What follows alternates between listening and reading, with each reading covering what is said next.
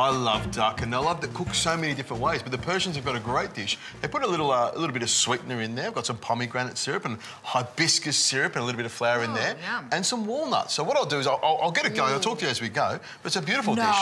Yeah. I'll talk to you all about it as we go along. But I've got some lovely duck breast here, and I'll just show you something about this. I've had my butcher friend leave the bones on the outside. So when this cooks and braised, see, that's the breastbone there. So it's cut through the middle and left most of that bone on there. So when it cooks, it actually shrinks up. It will shrink up a little bit, but it won't shrink up the whole amount, because duck does shrink up a little bit when you cook it. So the bone will keep it in place? The bone will hold it in place as I cook it. And help to keep it moist. Anything cooked on the bone always tastes sweeter. Meat loves salt, and salt loves meat. Oh, my goodness. There we go. My lovely rocket pepper mill. This is now a duck-only salt container. Oh, come on. I used my right hand for that, and I'm using my left hand for the duck. Did you notice that? Just a little sort of dollop of olive oil goes into there. You can hear it sort of sizzling away. What I want to do is when I put the breast down into the pan, I want it to sear. Oh, hear that. The lovely sound of meat just sizzling and searing and frying. And what's happening is the fat from the duck skin, because there's a lot of fat in it, is actually rendering down and coming out of it. But don't worry, I'm not going to waste it. I'm actually going to use some of that fat to cook for the rest of the dish. Can you put this onto your chopping board here? There we go. And give that a chop up. I want it nice and sort of fine. Do you? Yeah. Not as fine as that, but nearly as fine. I've got my onion here. I'm just going to give this a quick little dice. Slice it across the middle there, straight through there. Beautiful. Like that, Adrian? That's perfect. Keep on going, keep on going. Perfect, keep on going. Yeah, it's perfectly halfway through. OK. See that? It's nice and golden there, and the fat's rendering down. I shouldn't say fat, I should say liquid goodness, flavour. There we go, the other one's still there. I want to render that down a little bit more so that the flavour comes in and it'll stay nice and crisp. This is sort of like a pot roast. I'm going to cook it in the oven on a tray, so I want that skin to be sort of exposed. Pot roast? Have we just read, you know, Margaret Fulton's cookbook from 1970?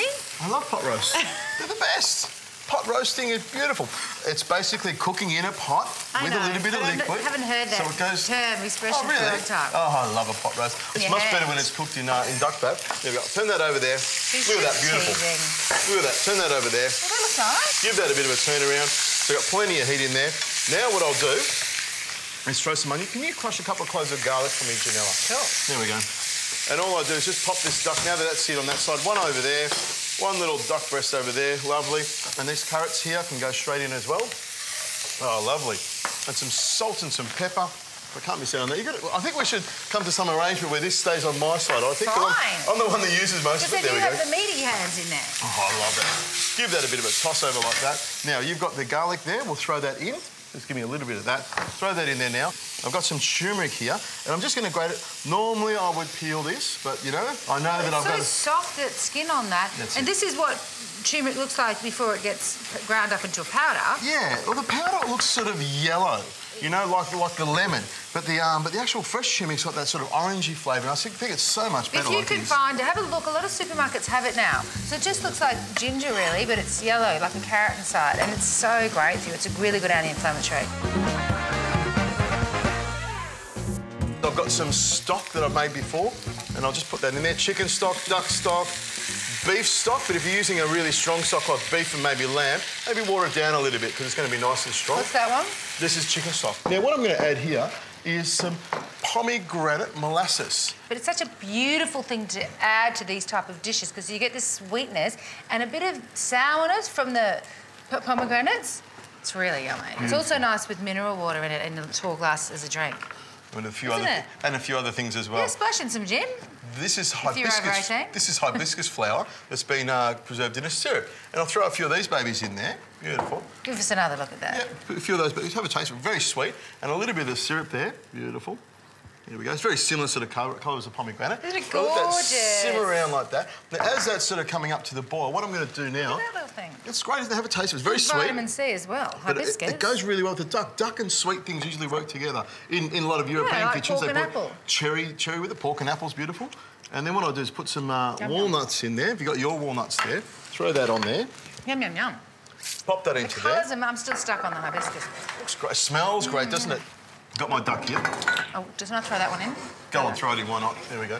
Now, what I'm going to do is pop this in. I've got this into my baking tray. I'm going to pour this on top of it, and I'm going to pop it into the oven. It'll take probably about an hour and a half or so at about 160, 175 degrees Celsius. I'll keep an eye on it so it doesn't brown too quickly. And you're not going to cover it? No, I'm not. What I want to do is actually use the skin to actually fry up nice. The skin will go nice and crisp.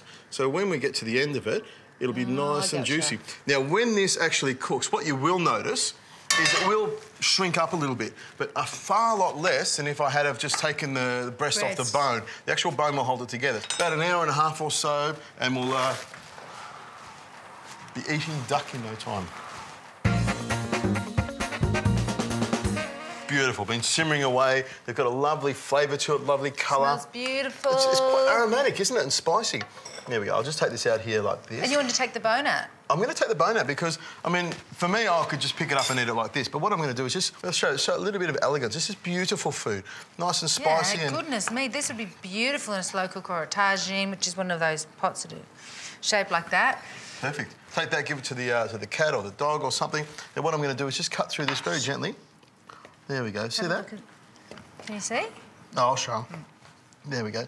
Just cut through there like that. He's just thinking which piece he'll eat first. So I've cut through there, and I'm just going to arrange it onto the plate here like this. Just arrange it around like that. It's nice and hot, so there we go. So we've got nice slices of duck with the spoon that I haven't licked from. That's all right. Here, you want a big one? No, actually, that'd be a good idea. Thank you. And all I'm going to do is just pop a little bit of this sauce and the walnuts and a few of the... so many flavours in that sauce. You've got the pomegranate molasses, the wild hibiscus syrup.